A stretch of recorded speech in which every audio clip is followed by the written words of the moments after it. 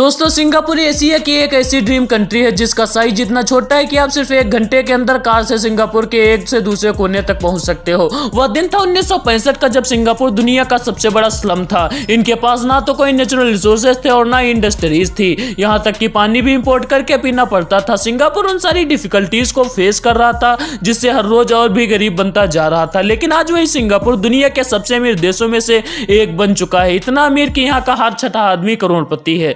आखिर ऐसा क्या किया सिंगापुर ने जो इतना छोटा सा होने के बावजूद भी पूरी दुनिया में धूम मचा रहा है। जब 1965 में सिंगापुर मलेशिया से अलग हुआ तो सिंगापुर के पीएम ली कुआन यू के सामने सबसे बड़ा चैलेंज था कि सिंगापुर को गरीब से अमीर कैसे बनाया जाए। और आज उसी सिंगापुर के लोग भगवान के बाद किसी दूसरे व्यक्ति को मानते हैं तो ये सिंगापुर के पीएम रह चुके ली कुआन यू, क्योंकि ये वो ऐसे विजनरी लीडर थे जिन्होंने ऐसे ऐसे डिसीजन लिए कि सिंगापुर फर्श से अर्श तक पहुंच गया। सिंगापुर ने मेनली 6 प्रॉब्लम्स को सॉल्व किया था। जब सिंगापुर गरीब था तो सिंगापुर के लोगों के पास रहने के लिए घर भी नहीं थे। अगर लोगों की बेसिक नीड ही फुलफिल नहीं होगी तो कंट्री कैसे डेवलप होगी। गवर्नमेंट के पास भी इतनी जमीन नहीं थी कि वह लोगों को घर बनवा कर दे सके, इसीलिए गवर्नमेंट लैंड एक्वाजिशन एक्ट लेकर आई जिससे गवर्नमेंट किसी भी प्राइवेट प्रॉपर्टी को बहुत ही लो प्राइस में खरीद सकती थी। और उसी जमीन पर सिंगापुर गवर्नमेंट ने नए नए घर बनवाकर काफी लो प्राइसेस में कई लाखों बेघरों को रहने के लिए घर दे दिया। अगर लोगों के पास पैसे नहीं थे तो वो इंस्टॉलमेंट में भी पे कर सकते थे, जिससे आज सिंगापुर के 80% से ज्यादा लोग पब्लिक हाउसिंग में रहते हैं।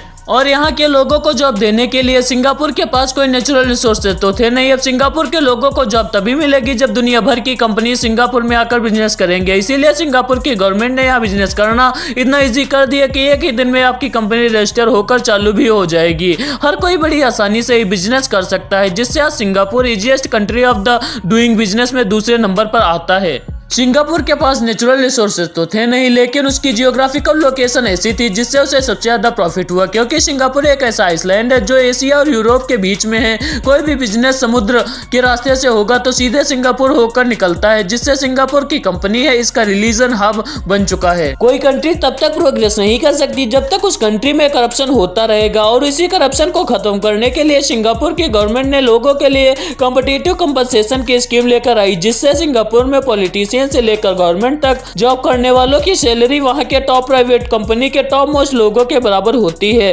और जो आदमी अच्छे तरीके से काम करता है उसे अलग से एक्स्ट्रा रिवार्ड भी दिए जाते हैं। किसी भी जॉब के लिए उस आदमी को सिलेक्ट किया जाता है जो उसके लायक होता है।